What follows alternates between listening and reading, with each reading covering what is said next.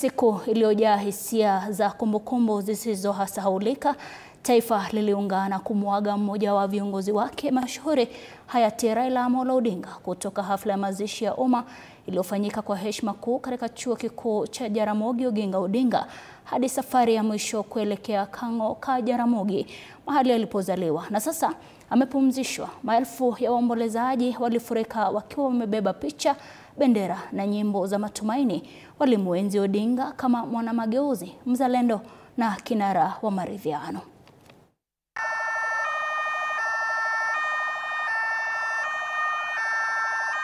Kutoka mashamba ya kijani ya Opoda, kaunti ya Siaya, alipozaliwa miaka 80 iliyopita, Raila Amolo Odinga alianza safari yake ya mwisho, safari ya heshima, historia na uzalendo.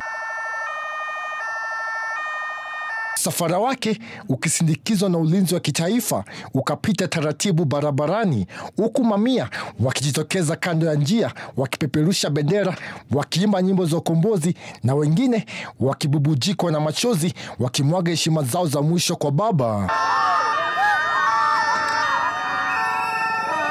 Safari fupi kutoka shamba la Opoda hadi chuo kikuu cha Jaramogi Oginga Odinga ikawa ndefu kuliko kawaida, kila dakika ikiwa kumbukizi ya maisha ya kiongozi aliyeigusa Kenya kwa kina. Moja kwa moja kuwasili katika chuo kikuu cha Jaramogi Oginga Odinga, hapa taifa likasujudu mbele ya jeneza lililofunikwa bendera, likimkumbuka kama mpigania uhuru wa kisasa na sauti ya matumaini kwa vizazi vilivyokata tamaa. Baada ya hafla ya mazishi ya umma kukamilika, mwili wa Raila Odinga ulisafirishwa moja kwa moja kuelekea Kang'o ka Jaramogi, nyumbani kwao Bondo. Safari yake ya mwisho ilifanyika chini ya ulinzi mkali, ishara ya hati na heshima aliyojijengea kwa miaka mingi ya utumishi kwa taifa.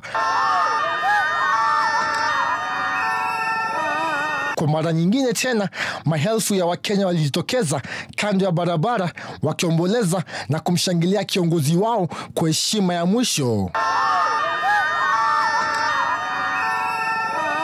Alipowasili Kang'o ka Jaramogi, Raila alipokelewa kwa heshima ya kijeshi, tukio lililozua hisia nzito miongoni mwa waliokuwepo.